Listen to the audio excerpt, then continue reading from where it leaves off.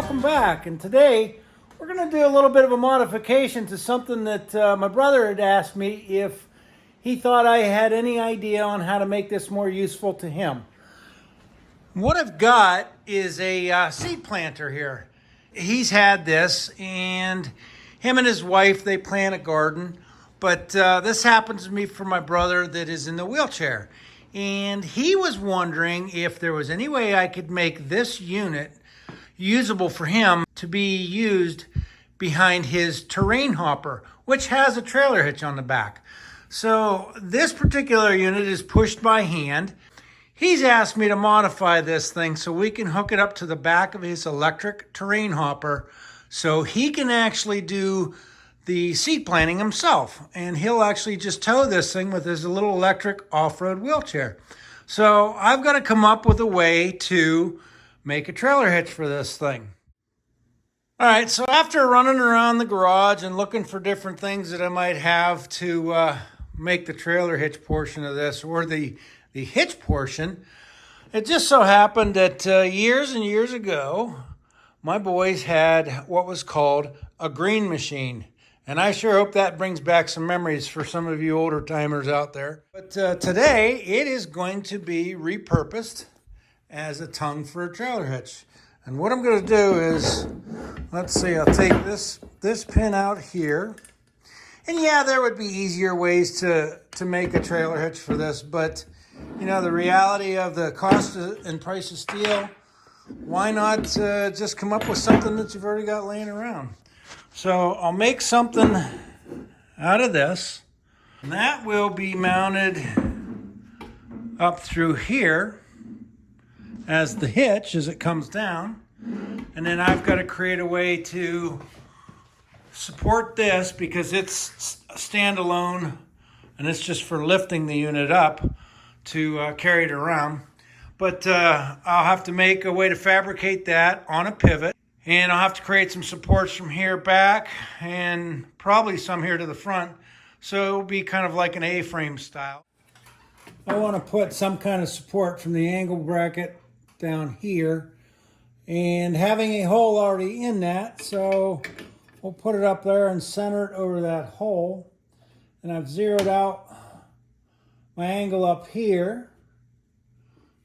Put that down here, and that tells me that I'm just about, try to make it a nice even number for being easy, 37 degrees. So I've got to cut a 37 and a 53 on there. I'll do the same thing on the other side, and that'll be my support, and that way I can utilize a hole that's already in the frame. I don't have to drill another one and cause anything in the frame itself to rust. I will weld that up into there once I cut those two angles out, and then I will figure up with another piece of angle iron what it needs to be out front here. Got my angles marked on here where I need to cut. That way this rail fits right into the crotch of that when it's cut. I'm going to assume that once this is on here, he would really only need to pull the pins to remove the hitch from out here. I'm going to use some quick pins to pull out of those. So he could remove the hitch if, say, his wife just wanted to use it as a walk behind herself.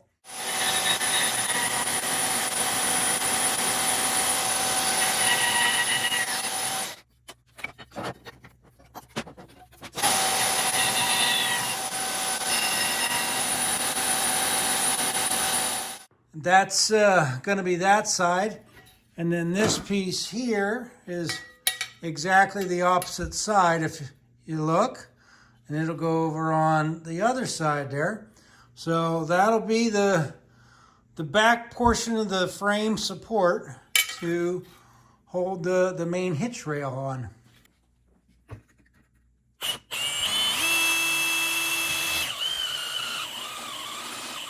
Now I'm just going to test fit these up to make sure that everything works. Got both sides done, and I will be putting a bolt through here, putting it up there, and I think what I'll do is once I get them on and get the top bar cut to length, I will leave it all hooked up to weld it together. That way everything can be clamped and stay in position. And I'll just go through and weld that out. You can see where I've got the bracket going up to hold that. And it'll act as the support there. And again, the trailer is going to come off of here, down and out with some support over here. And I'm going to go ahead and get the other side on. Got these brackets all done, and they are for the side here and over on the other side. We'll go ahead and get them put on. One thing that I had to do, grind down the head of the bolt. And the main reason is just so I knew that it wouldn't hit the chain on the top side of that bolt as that chain was spinning around. And now there's plenty of clearance for that. So we'll go ahead and put that on. And yeah, I had to come through here, drill that hole, but I drilled it through, well, let me try not to knock you guys over and get you too sick here, but I had to drill it through the wheels. So I went through a spoke all the way through with a long extension there. And that's how I located that hole, was I came through this side. And this is just a plastic chrome plated cover that I put that on. So let's go ahead and get these other support brackets on here.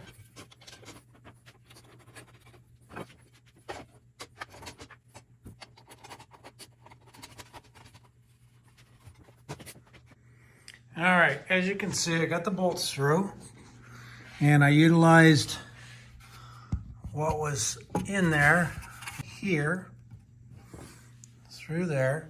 So you come up here.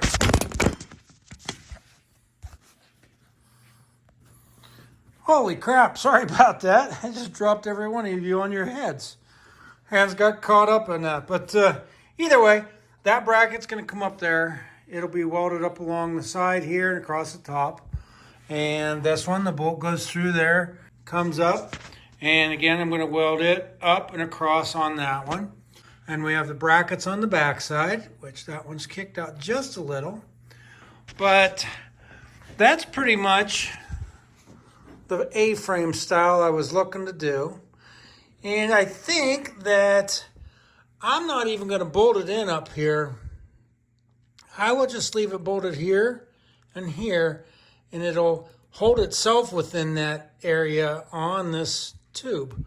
I don't think that thing can come forward and it can't come backwards. The only thing I would be concerned about is if it slid this way, back and forth. That would be the only reason that I would want to put some bolts in through, probably right about where the clamps are, in through here and here, just to support that so it didn't slide back and forth this way, because when it goes around a corner or turn with that thing, I don't want that framework to slide too awful much up on there. And like I said earlier, put some brackets on here and here. It'll be two fork type brackets, one here and one here. And then we'll take this, and I'm going to cut the tails off of that just so it's a round end tube. And those forks then will go around each side of the tube, and I'll put pins in there, and this thing will be the hitch. So we're getting a lot closer. All right, I pulled the welding table out, got it set up, got all the brackets in, and they're all flush on sides. I'll go in and just tack some welds in there. Got my grounding magnet on that. Got a clamp on here to pull this angle nice and tight into that. And then I'm just going to spot weld these on. So when I release everything, it shouldn't be in a bind. Put a couple spot welds here and there and underneath there. Got my dust collection and smoke collector all set up. And I don't know if you guys have ever seen the magnetic dust collection thing that I made. Adam.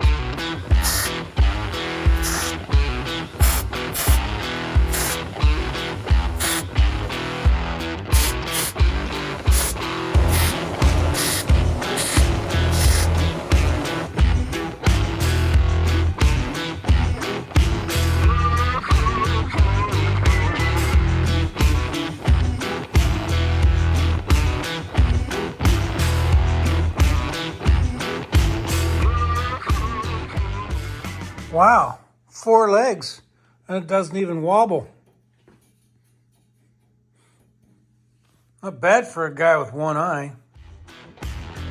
Okay, so now I need to take what I'm going to use for the tongue part of the hitch, and I have to cut those two ends off down there.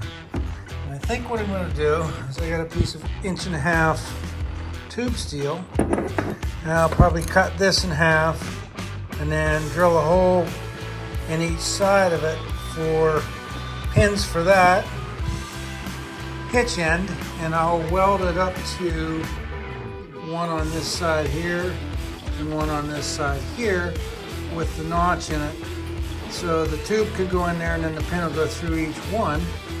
And that's how that will attach there and pivot up and down, and just have a couple quick release pins in it. So let me go ahead and get some figuring on this and measure it out and see what I can come up with.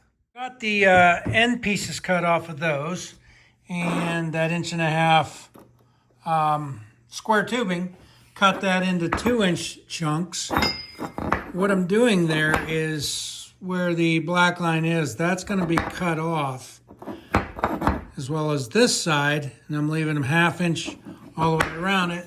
That will give me something to weld it to the crossbar that I just finished making over there. And then I'm going to be putting a hole in here for a quick clevis pin. That'll go through that mark, and on the other side there'll be 2 of them. So they'll be like that. This and this will be removed, as well as the bottom sides, and the pin will go through there and through the hole of that tube.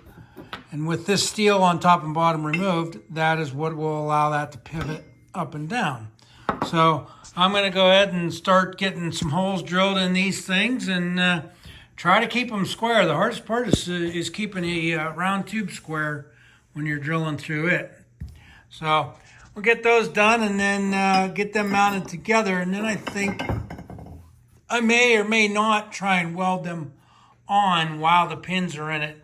It all just depends on if I can hold it correctly and line it up properly and all that. But it's always best to try to weld everything when it's all pinned up.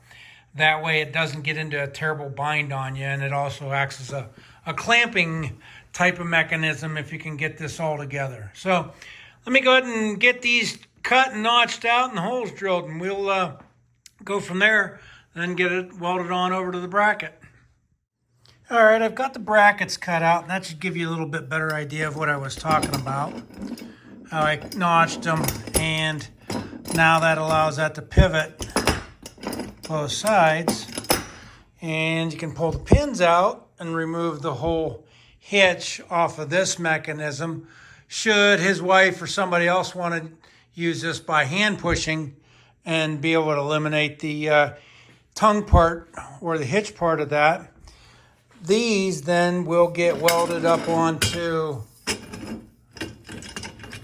that. Well, something like that. If I had 3 hands, it'd be better. But they'll get welded on up there, and then that whole framework, as I showed earlier, is mounted on the cart. So I've got probably most of it figured out and the mechanics of how everything's going to work. So now I just need to get these welded on, and I should be just about ready to go for either paint or powder coat. I almost think I want to powder coat this because that is powder coated. I don't have yellow, but I would probably do it in black. But the powder coat will be more durable and hold up better as it sits for most of the year. So I'll go ahead and see if I can't get this welded on there, and then we can get it all bolted on and make sure it works right. Well, I've got this thing sitting up here, and it is all ready to be tacked on. So I will tack the inside corners of these two first.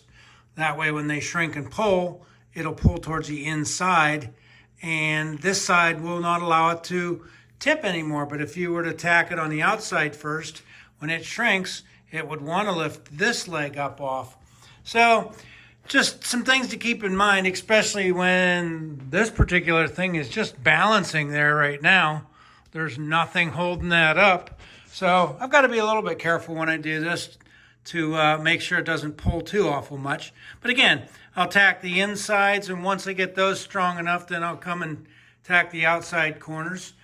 And then I can pull the pins out and finish welding it off.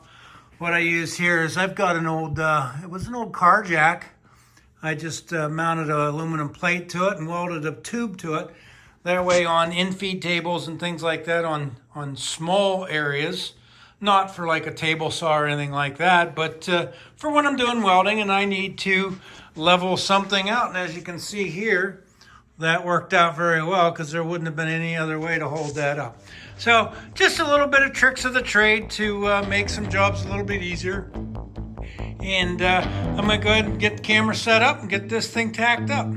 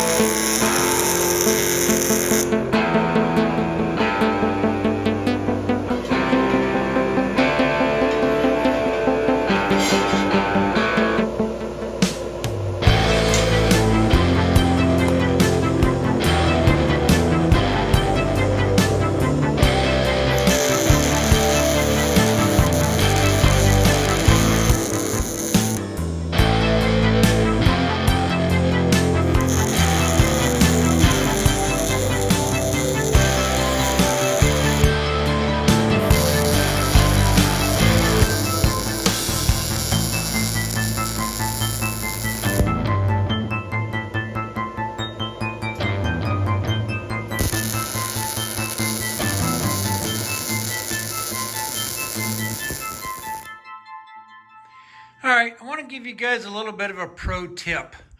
That is, clean up your area as you go. It literally took me about 5 minutes to pick everything up I had out on this bench while that was cooling down. So I wasn't wasting time. I wasn't cleaning up the shop after I was done. I cleaned it all up in between a process that I really couldn't do much anyhow. Put the welding table away, put away the ventilation system. There's my welding bench stored under there, and I cleaned up all the tools that were all over the workbench that I needed to complete this project. So just a little bit of a tip there. It makes doing projects nicer, makes it easier, and when you're done, you're not overwhelmed with, man, I got to pick everything up and put it away. And I happen to see three, that I didn't put away yet. Files go in with the mill. Center punches go in the punches and chisels drawer. There. Now everything's put away. I'm going to go ahead and put this in the sandblaster, clean all that up, all the welds areas there, get them cleaned up so I can get them kind of pre-ready for powder coating. And once I get it out of the sandblast cabinet, we will fit that up to that and then put the hitch portion on the front of it. And if anybody's wondering, yes, I'm still going to do a little bit something with this because this is going to be where the pin goes through to hook it to the back of his terrain hopper, his little electric buggy that we're making this for. So I may grind off this flange out here, and I may put some kind of new bushing or something in there and just remove those bearings that were in there. Got it out of the sandblaster, got all the weld areas cleaned up, got all the debris and everything off of them. So let's go ahead and see how this thing fits on here now.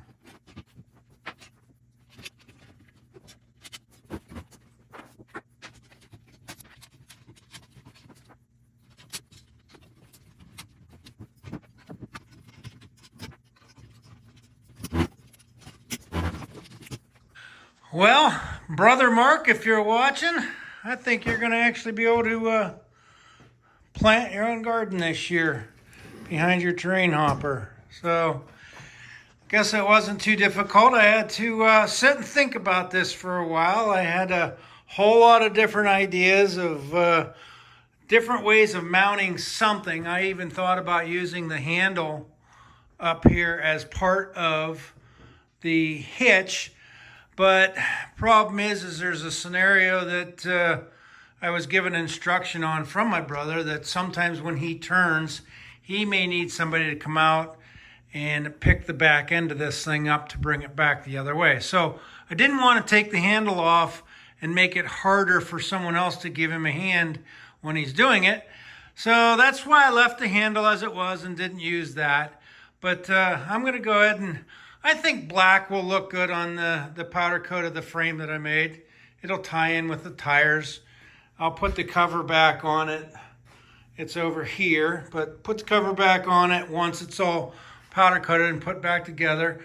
And like you guys saw, the nice thing about it is if they don't want to have this hitch, you know, you can fold it back in the upright position if it was in the way, or to store it that way, or you can just take the thing right out and put it with the unit there. Maybe I'll get creative and find a way to clip it to the unit when it's not in use so it doesn't get lost. But I think that's pretty much it.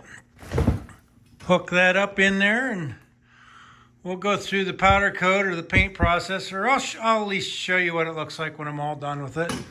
So I don't happen to have his terrain hopper buggy here, but I think you guys get the idea that now you can actually tow this thing.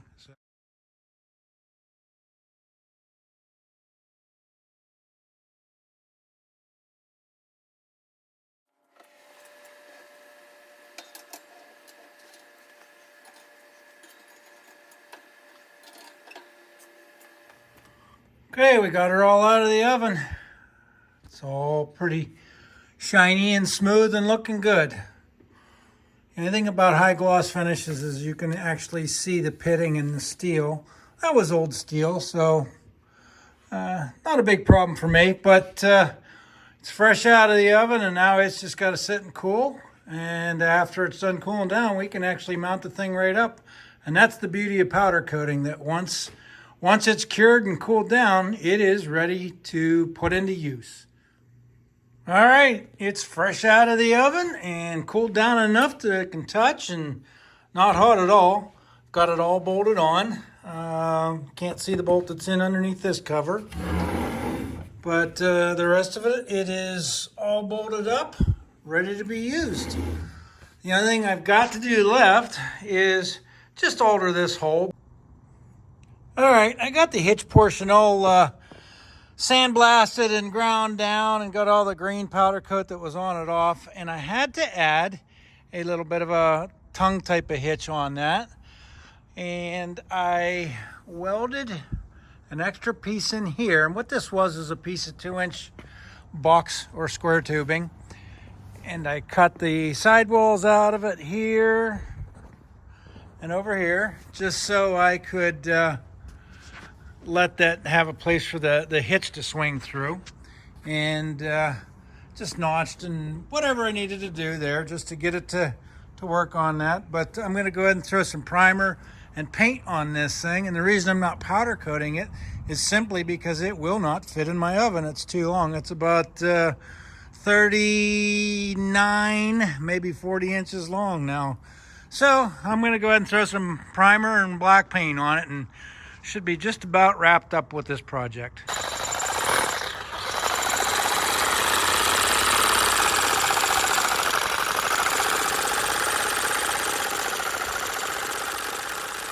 All right, I've got it all painted up, and it's hung here for close to 24 hours. I spray painted it yesterday.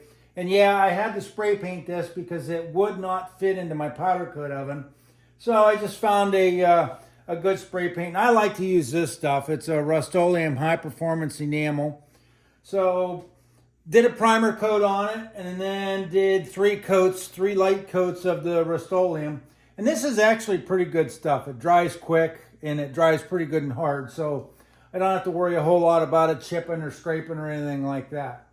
But one other thing I'd like to add, or a little bit of a tip, is I also use a Meguiar's Quick Wax once I've painted something, and I just go through and put a light coat of this spray wax on there, or quick wax, and that just gives one more layer of protection, helps keep the water off of it, and I guess just makes it look good and work good too. So spray that on, and I'll let it dry up for a little bit, and just go through and give it a quick wipe down, and then that particular piece is done. Well, I've got the hitch all mounted up. It's on its quick pins here where you can pop those off to take the hitch out, and it allows it to pivot up and down to whatever angle should he go over any kind of little dip or slope with his terrain hopper. Got the frame all set and everything's good to go. So I think I need to hook this up to something for a quick demonstration. Wonder what the heck I could use. Oh, wait a minute, I've got an idea.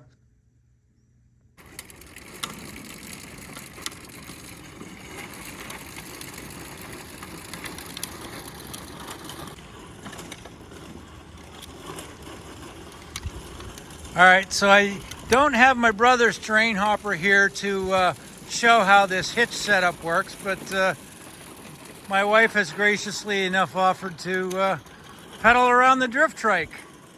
All right, first off, I'd like to thank Jimmy from Prime Rides for giving us a loaner for the day to be able to haul around this unit, because my brother's terrain hopper is not in town. He's gone to Florida now, and wish him well there. But secondly, I guess the whole purpose of doing this was to give my brother Mark a little bit more ability to do things himself, and now he can go out and plant his own garden by just simply adding a trailer hitch to this seed planter, and he can go out and plant whatever seeds he wants, and I'm sure his wife will give him a little bit of a hand now. But as it was, he could not walk behind this thing to plant the garden, so he come up with an idea of, hey, can we tow this thing, and can you make a hitch for it? And I guess that's an opportunity for me to say, absolutely, we can come up with something. So if you like the video, give me a thumbs up. Also, please subscribe, and don't forget to hit that bell icon to get notifications when a new video comes out. Drop a comment, let me know what you thought, and I guess if there's anybody else out there that's looking for a little independence, if you've got the creativity, then help them along and see what you can come up with, because something like this is just a game changer for a lot of people in those situations that are looking for that little extra something. So thanks, and we'll see you again soon. If you're looking for some crazy, I'll tell you everybody's a little more fun than you thought, huh?